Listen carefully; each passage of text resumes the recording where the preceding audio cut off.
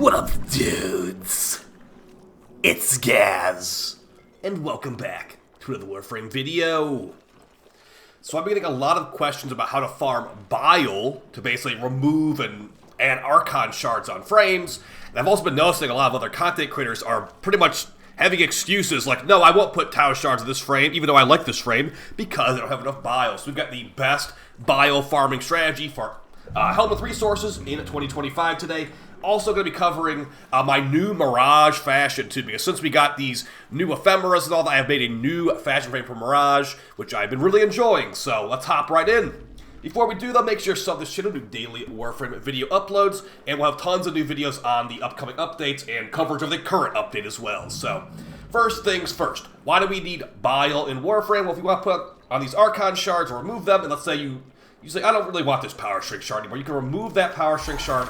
It goes back into your Archon shard inventory, but you did use some resources to remove that, or to put it back on. So, of course, it doesn't take any resources to put it back on, but to remove it in the first place, to choose a different one, you need to have some of this Bile stuff. And as far as the best place to get Bile, there are only certain resources that work. So we've got, this stuff, basically. As far as new things they've added, you can now turn in a Fervon samples for Bile, but it's 800 a Fervon samples for one feed of Bile. That's what basically one click is called. So it's actually not really efficient to use a Fervon samples.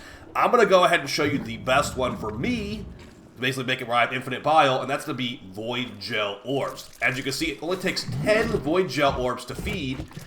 You can get 10 of them in 15 seconds. So let's hop into my meta farm for Void Gel Orbs. And that's going to contain basically just being really fast at clearing speedrun exterminate missions on the Zariman. So as far as the best method for this, now you technically don't need to wait for RNG, but if the RNG is in your favor, you could actually get a God Roll bounty to appear on the Zariman that can give you I think it's 4,000 endo, alongside all the Bile resource you'll be getting through just clearing the mission normally. But yeah, you don't need the bounty. You can do this mission at any time. Just go to the star chart and click on the node, and the node is called.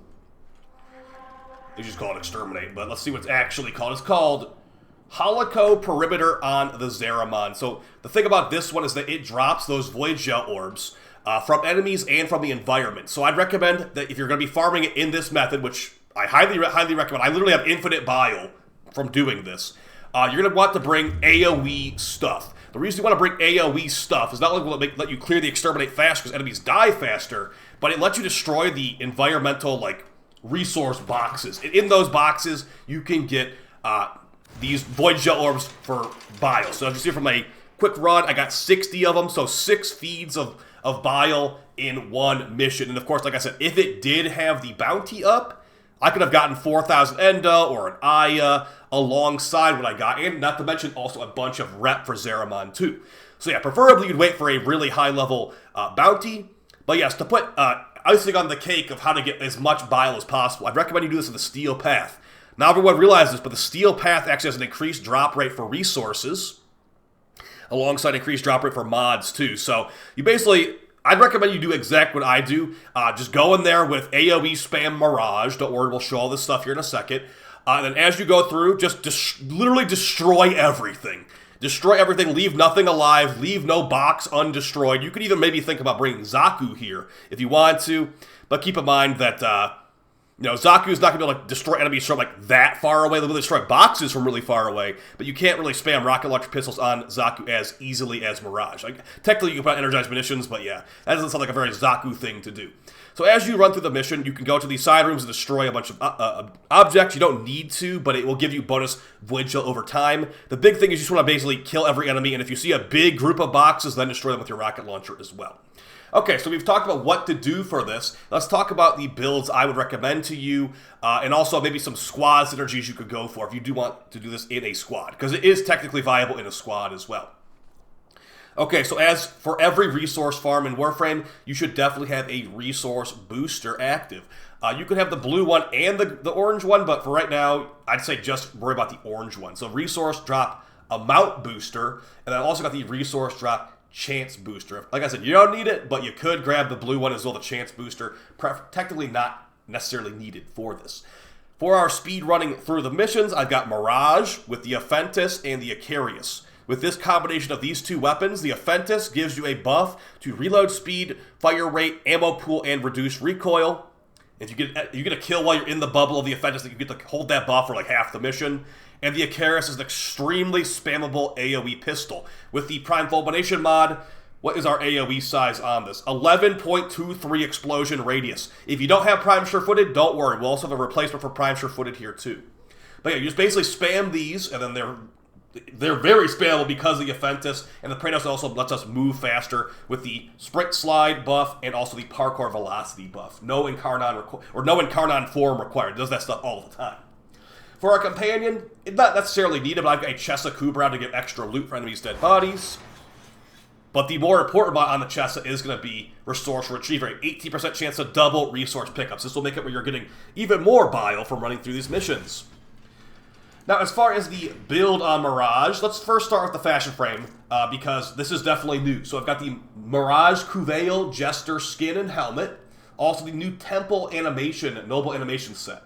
As far as attachments, I've got the Hexus armor plates and spurs, and the new Heartbeat ephemera, basically these infested speakers in your ears. I really like them. They go really nicely with the Temple Animation set, and I'm also usually rocking out to some music when I'm playing Warframe, so it really does go with the aesthetic quite well.